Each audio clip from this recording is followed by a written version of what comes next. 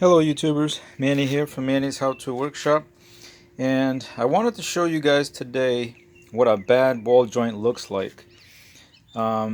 This can be for like most cars and most trucks. This one here actually belongs to my 2000 Nissan Xterra, which is a four-wheel drive one.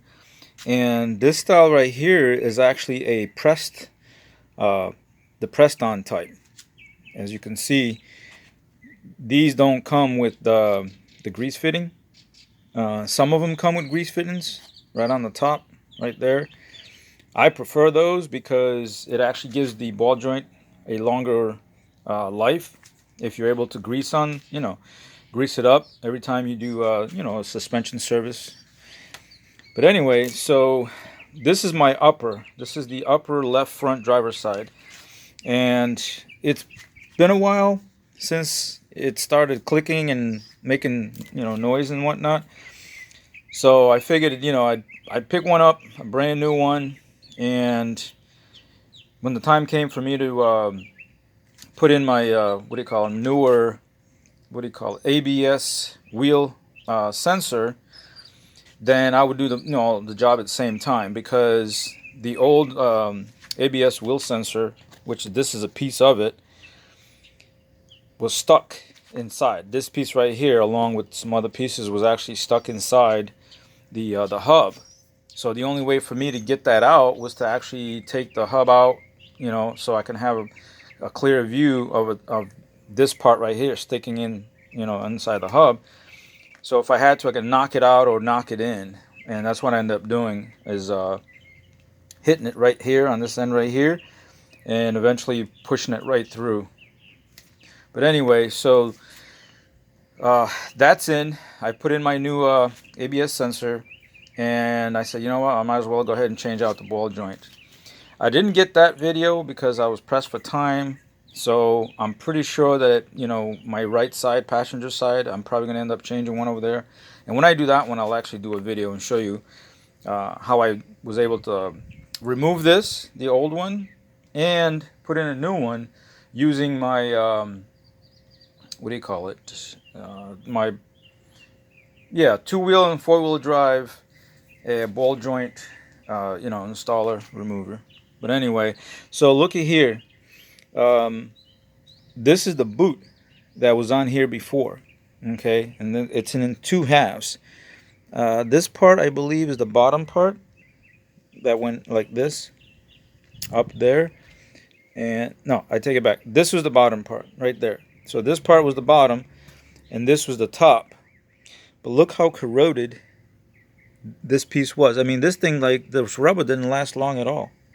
And so because of that, the grease that was in there from the factory just came out, because the hub does get hot, and then of course that just came right off and rendered this, inoperable.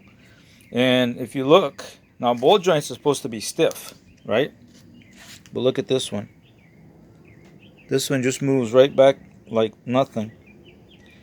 And that's not how it's supposed to be. These are supposed to be nice and stiff. It's got some movement because it's part of the suspension system, and it helps to helps to hold the control arm, So, but this one, like I said, look at it, just wibbly wobbly. And that's why every time I would make if I turn the wheel to the right and then I rolled forward or backwards and I hit a little bump, you'd hear that little clicking sound because of that, having that slop and play. So, just like I said, I just wanted to let you guys know what a bad ball joint looks like, and the fact that nowadays some manufacturers don't even make grease fitting that go on there.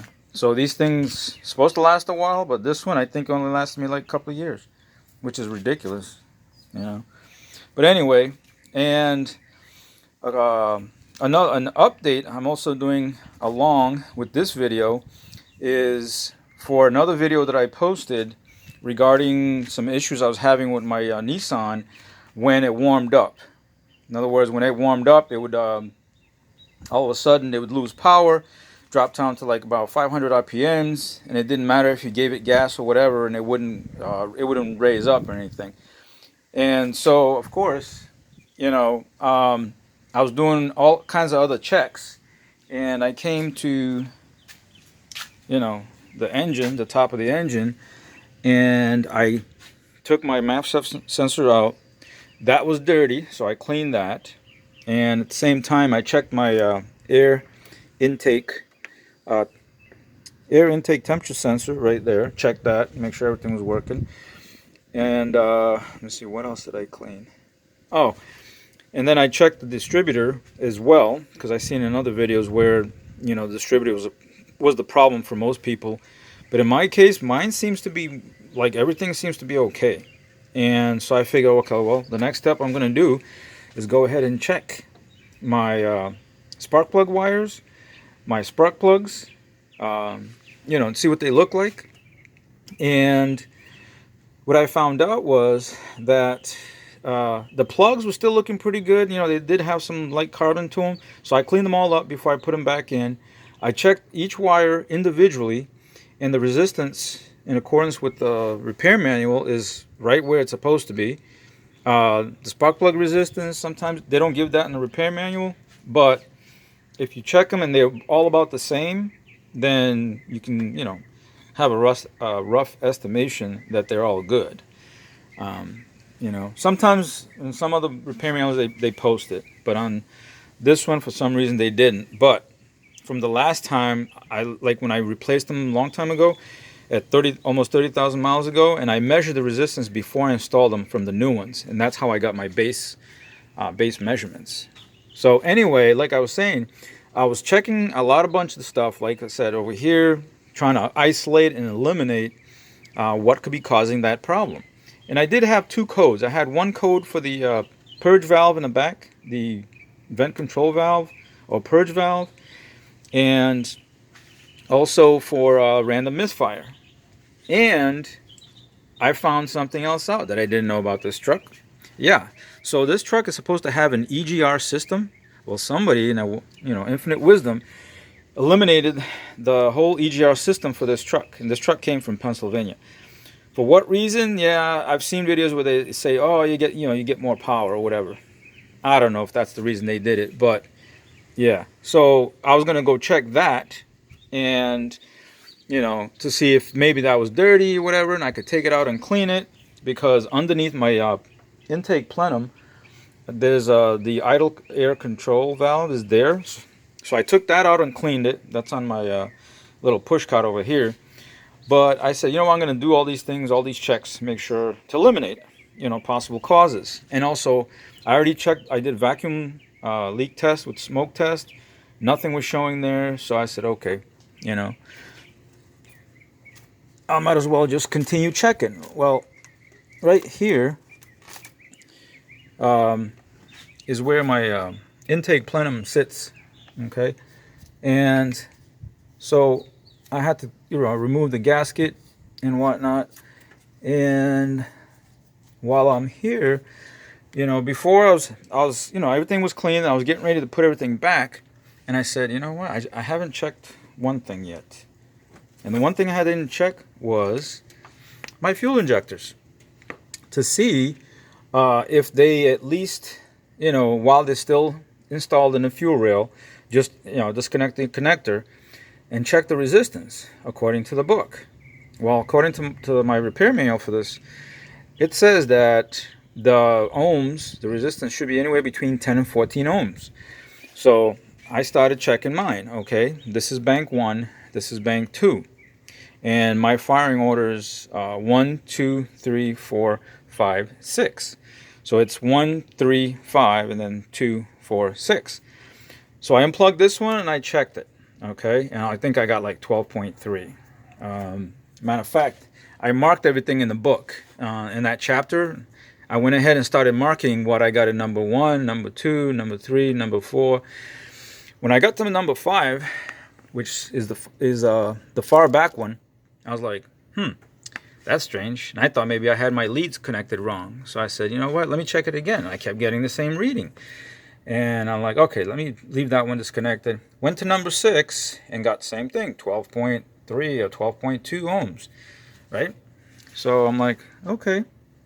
And then I came back and I said, and I checked it again. I couldn't believe my eyes. I'm like, okay, every one of these is measuring 12.1 to 12.4 ohms. And the number 5 was measuring 3 mega ohms. And I thought that's like, okay, that's crazy. 3 mega ohms, that's way out of there, right? And I figured, well, there's the bad one.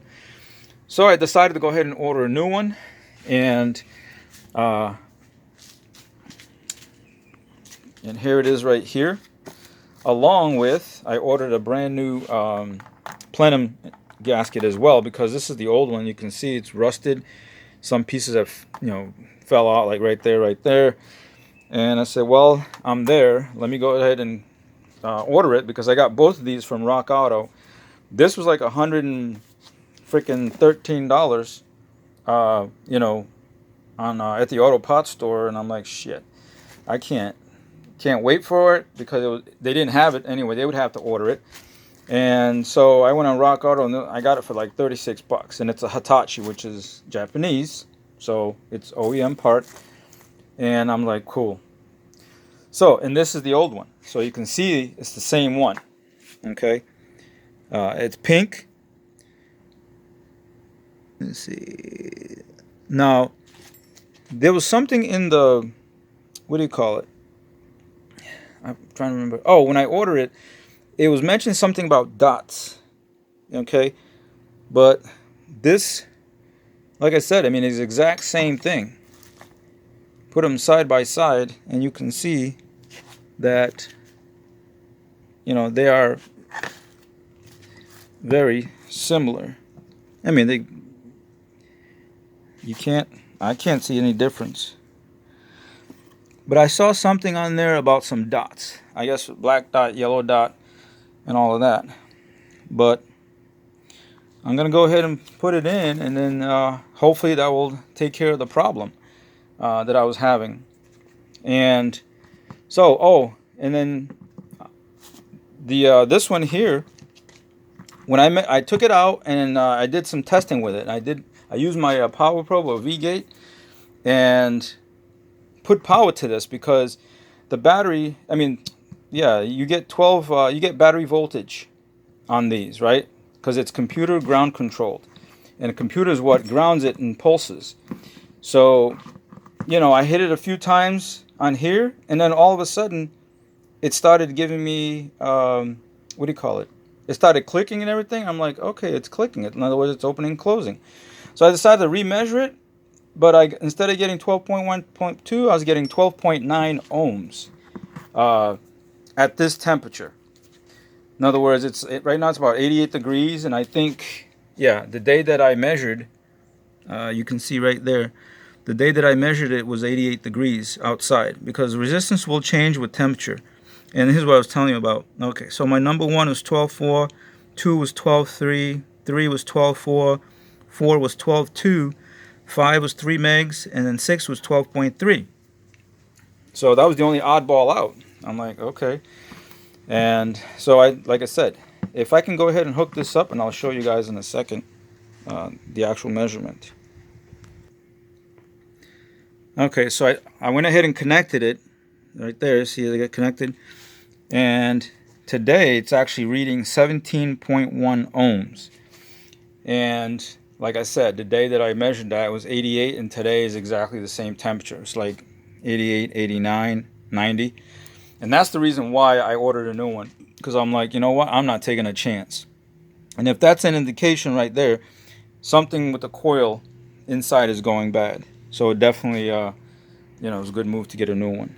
I'm going to show you the new one resistance here in a second. Okay, so I have the new one connected right there with my probe, and there's the resistance, 12.1. And that's not too much of a difference between those. So it's definitely going to, it's going to work out pretty good. It's going to work out nice. And I'm hoping that's what takes care of the problem. And of course, I'm going to do another short video after, when I have everything back installed.